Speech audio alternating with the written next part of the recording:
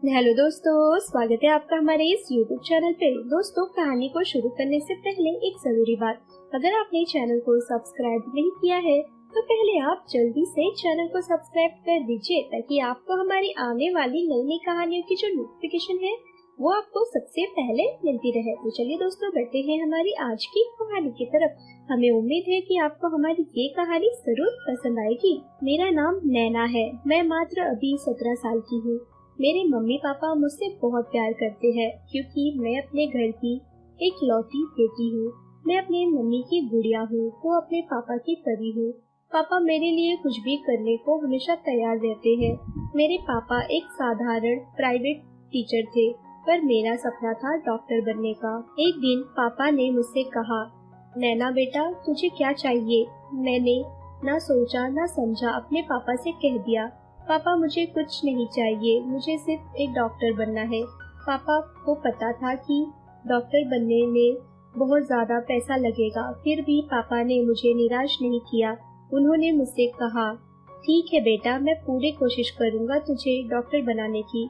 पापा ने मुझसे कह तो दिया, पर पापा उस दिन से बहुत ज्यादा चिंतित रहने लगे थे। मेरे अंदर तो बचपना था, पर पापा का मुरझाया चेहरा देख मुझे भी चिंता सी होने लगी थी। मैंने अपनी मम्मी से पूछा, माँ पापा आजकल इतना ज्यादा चिंतित क्यों दिखाई देते हैं?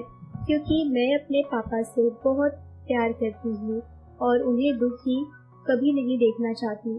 पर मेरा भोला और मासूम मन यह नहीं समझ पाया कि पापा मेरी वजह से ही चिंतित है। मैंने कई बार अपने पापा से भी पूछने की कोशिश की कि पापा आजकल आप बहुत चिंतित दिखाई देते हो, पर पापा ने मुझे दुखी न करते हुए मुस्कुराकर कह दिया, बेटा वैसे भी थोड़ी तबीयत खराब है।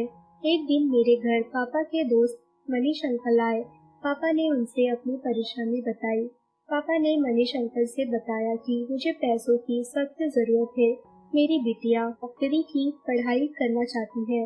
यह बात एक कोने में खड़ी मैंने भी सुन लिया।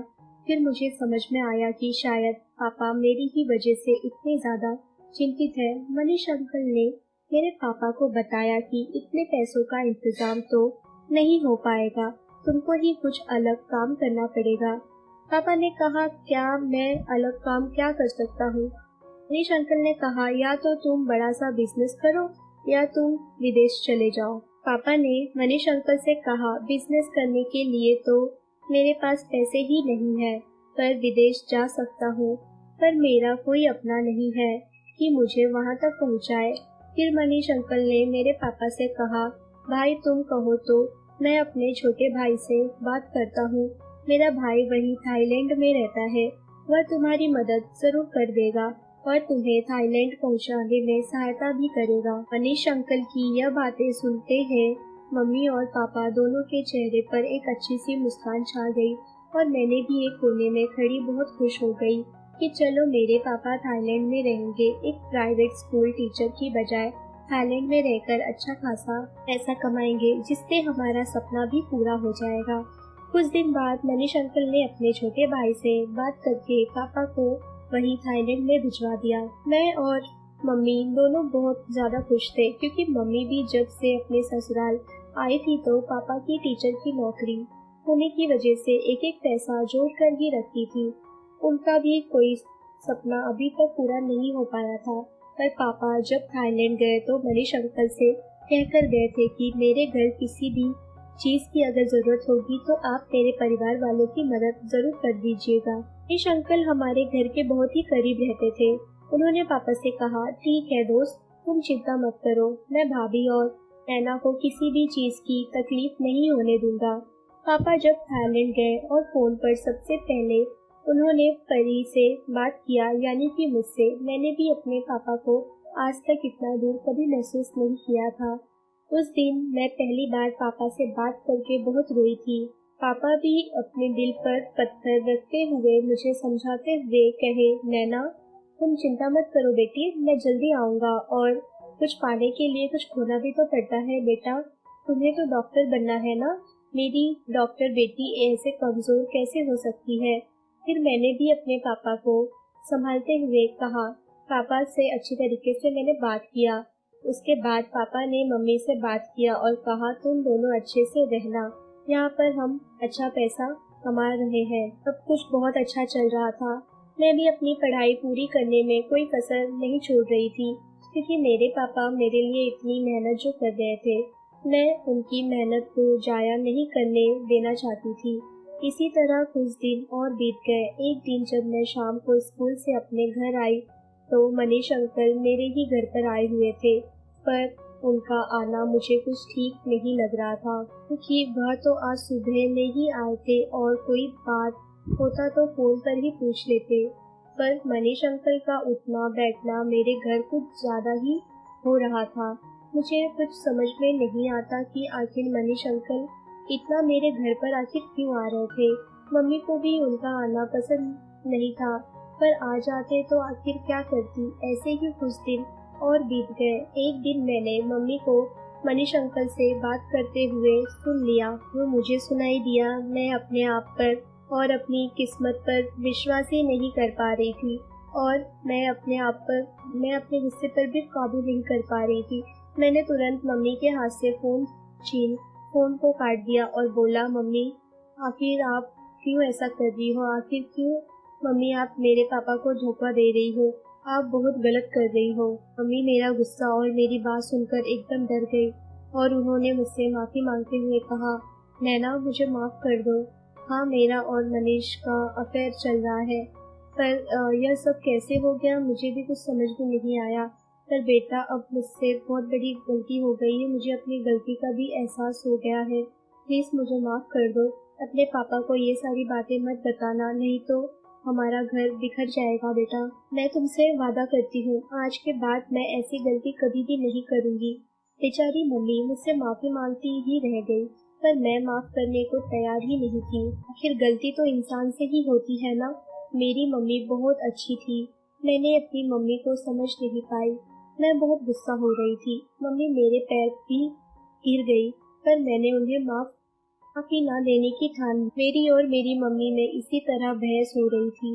तभी हमारे घर मनीष अंकल आ गए। शायद उन्हें पता चल गया था कि मुझे मम्मी और उनके बारे में सब कुछ पता चल गया है। उन्होंने आते ही मेरी मम्मी से पूछा, क्या हुआ नैना, इतनी गुस्सा क्यों हो रही है?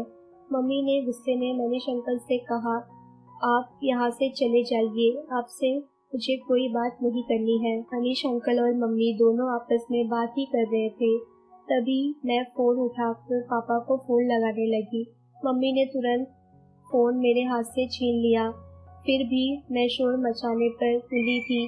मेरे अंदर बचपना था। बेचारी मम्मी, अब तो उनसे गलती हो ही गई थी और वह अपनी गलती का प्रायश्चित भी करना चाहती थी। उन्होंने मुझसे माफी मांगी, पर मैंने उन्हें माफ करने को तैयार नहीं थी। इसलिए उन्होंने अपने परिवार और रिश्ते को बचाने के लिए मनीष अंकल से धीरे से नींद की दवाइयाँ मंगवाई और मुझे जबरदस्ती खिला दिया कि मैं थोड़ी देर तक सो जाऊं और शांत रहूं। मैं बहुत देर तक सोई रही और जब मेरी आँख खुली तो फिर मैं अपने गुस्से पर काबू नहीं कर पाई और उतावली होने लगी। मम्मी ने ना चाहते हुए भी मुझे दोबारा नींद की दवाइयाँ खिला दी। बेचारी मम्मी बहुत चिंतन में थी और वो अपने परिवार को बचाने के लिए सोच रही थी कि नैना को आखिर कैसे समझाया जाए जिससे वो मान जाए। इसी तरह कई दिनों तक मम्मी मुझे नींद की दवाइयाँ सुला दिया करती। मम्मी को भी शायद समझ नहीं आया नींद की दवाई का डोज ज्यादा होने की वजह से। एक दिन मैं उठी ही नहीं, हमेशा के लिए सो गई।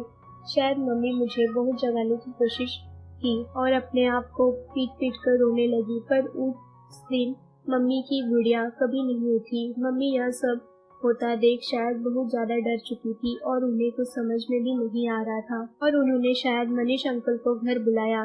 मनीष अंकल को देख मम्मी रोने लगी और कहने लगी कि यह सब सिर्फ तुम्हारी वजह से हुआ है। अगर तुम्हारे चक्कर में नहीं आई होती तो आज मेरी बेटी जिंदा होती। मम्मी ने रोते रोते मनीष अंकल से कहा, मैं भी जीना नहीं चाहती हूँ, मुझे भी मार दो। मनीष अंकल बहुत डर चुके थे और उन्होंने मम्मी को बहुत समझाया और कहा, अब तो जो होना था सो हो गया। तुमने जानबूझकर तो नैना को नहीं मारा ना।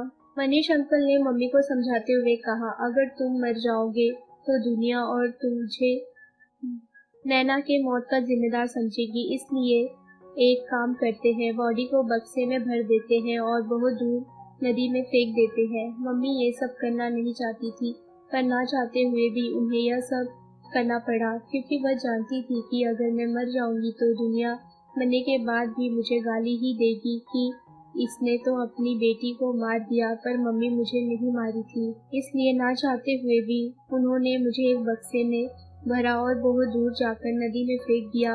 और मम्मी ने डरते डरते पापा के पास फोन किया और बोला नैना की तबीयत बहुत ज्यादा खराब हो गई थी और अचानक उसकी मौत हो गई। पापा तो यह सुनकर विश्वास ही नहीं हो रहा था, वो विश्वास ही नहीं कर पा रहे थे। पापा तुरंत फ्लाइट पकड़कर घर आ गए। जिस दिन पापा घर आए उसी दिन मेरी लाश पुलिस वालों को एक बक्से में मिली। पर शायद मेरी मम्मी की किस्मत बिल्कुल अच्छी नहीं थी। जिस बक्से में मेरी लाश पुलिस वालों को मिली थी उसी बक्से में मेरे पापा का नाम लिखा था, और वह बक्सा तैरते तैरते मेरे गांव के बगल की नदी के पास से मिला जिसमें मेरी लाश मिली।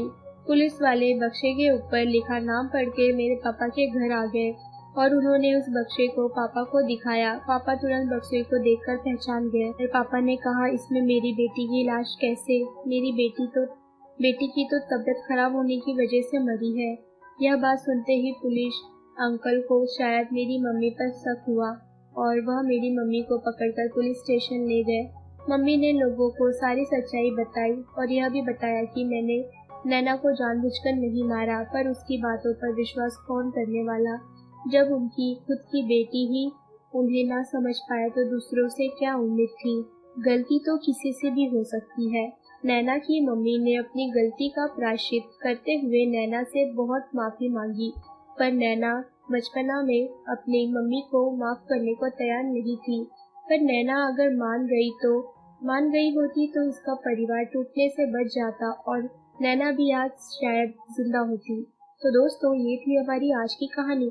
अगर आपको हमारी ये कहानी पसंद आई हो तो कहानी को लाइक और शेयर करना ना भूलें दोस्तों अगर अभी भी आपने चैनल को सब्सक्राइब नहीं किया है तो पहले आप जल्दी से चैनल को सब्सक्राइब कर दीजिए, ताकि आपको हमारी आने वाली नई नई कहानियों की जो नोटिफिकेशन है वो आपको मिलती रहे। तो चलिए दोस्तों हम फिर मिलेंगे अपनी